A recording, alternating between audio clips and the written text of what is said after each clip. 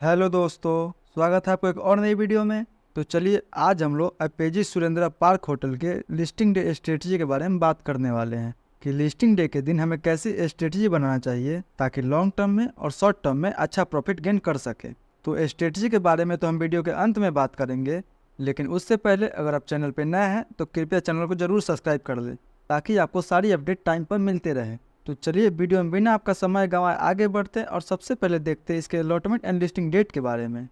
तो देखिए, इसका अलॉटमेंट पहले ही लिंक्डइन टाइम के वेबसाइट पे आ चुका है।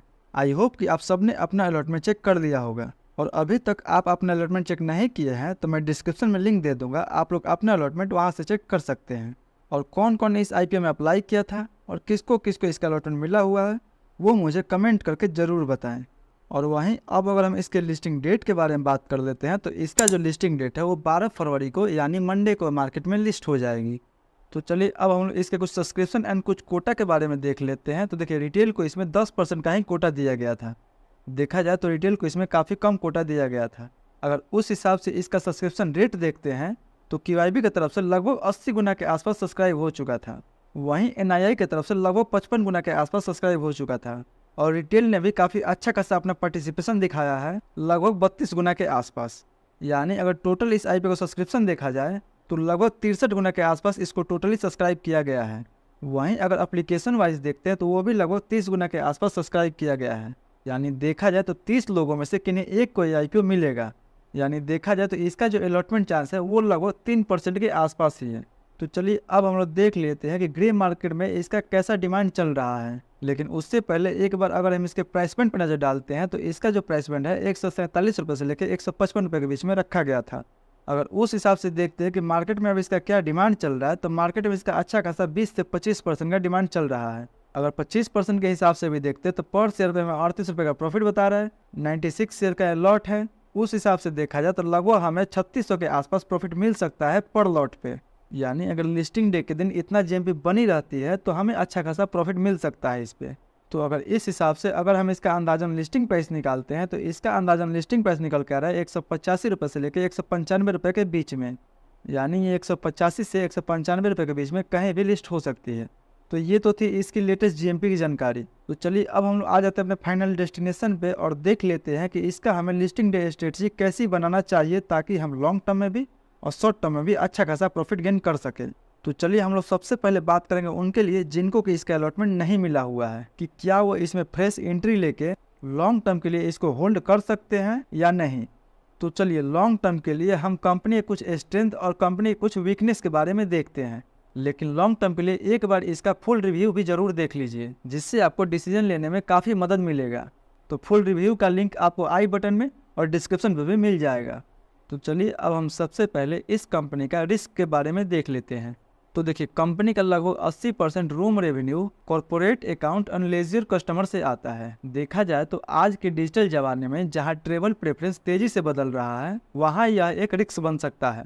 वहीं कोविड-19 ने कंपनी को काफ़ी नुकसान पहुंचाया है, जिसके चलते 2021 और 2022 में कंपनी को लॉस हुआ है। और अगर आगे भी ऐसी सिचुएशन आई तो इसका असर हमें कंपनी पे देखने को मिल सकता है। वहीं इसका retail food and beverage chain Flores outlet का लगभग 88% वेस्ट बंगाल में कॉन्सेंट्रेटेड है।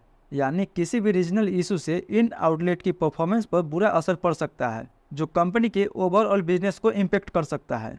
वहीं अगर इस कंपनी के स्ट्रेंथ के बारे में देखते हैं तो यह होटल भारत के chain affiliated hotel room inventory में 8वें नंबर पे है, जिसमें लगभग 1300 कमरे हैं जो टोटल इन्वेंट्री का 2.80% है। यह दिखाता है कि कंपनी का हॉस्पिटैलिटी सेक्टर में एक मजबूत स्थान है। वहीं कंपनी ने कुछ जानी मानी इंडियन और इंटरनेशनल डिजाइनर के साथ कोलैबोरेट किया है, जैसे कि कॉन्ड्रन एंड पार्टनर, दूसरी स्किडमोर, तीसरी ओविंग्स एंड मेरिन्स जो एक न्यूयॉर्क बेस्ड कंपनी है।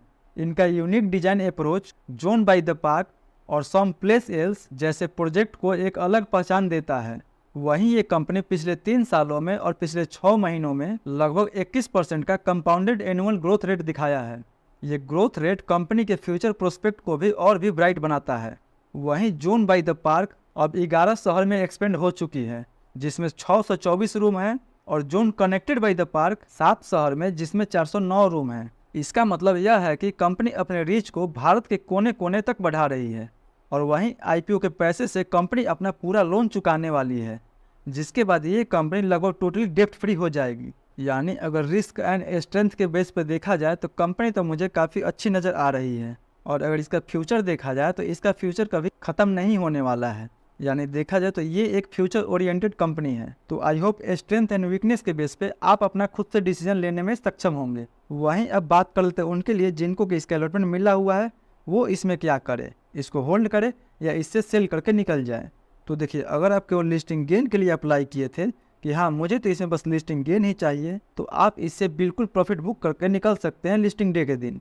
तो वहीं अगर आप इसमें लॉन्ग टर्म के लिए रहना चाहते हैं तो आप इसमें अपना पार्शियल प्रॉफिट बुक कर सकते हैं। यानी जो भी आपका अमाउंट है 15,000 के आसपास, उसमें से आप अपना 7,000 के आसपास का अमाउंट को निकाल सकते हैं और बाकी बचे अमाउंट को आप लंबे समय के लिए इन्वेस्ट करके छोड़ सकते हैं। और अगर फिर भी आप अपने कैपिटल पे बिल्कुल रिस्क लेना नहीं चाहते हैं तो आपको जो भी 3,000-4,000 के आसपास प्रॉफिट हो रहा है उसको आप लॉन्ग टर्म के लिए इन्वेस्ट करके छोड़ सकते हैं। और आपका जो भी प्रिंसिपल कैपिटल है लगभग 15,000 के आसपास, उसको आप विड्रॉ कर सकते हैं। तो कुछ ऐसा स्ट्रेटेजी बना सकते हैं इस आईपीओ को लेके। तो ये तो थी मेरी पूरी स्ट्रेटेजी इस आईपीओ को लेके। आपकी क्या राय है इस आईपीओ को लेके, वो हमें कमेंट सेक्शन में ज़रूर बताएं। तो आई होप आपको ये वीडियो पसंद आई होगी। वीडियो पसंद आई होगी तो वीडियो को लाइक कीजिए, अपने दोस्तों से शेयर कीजिए।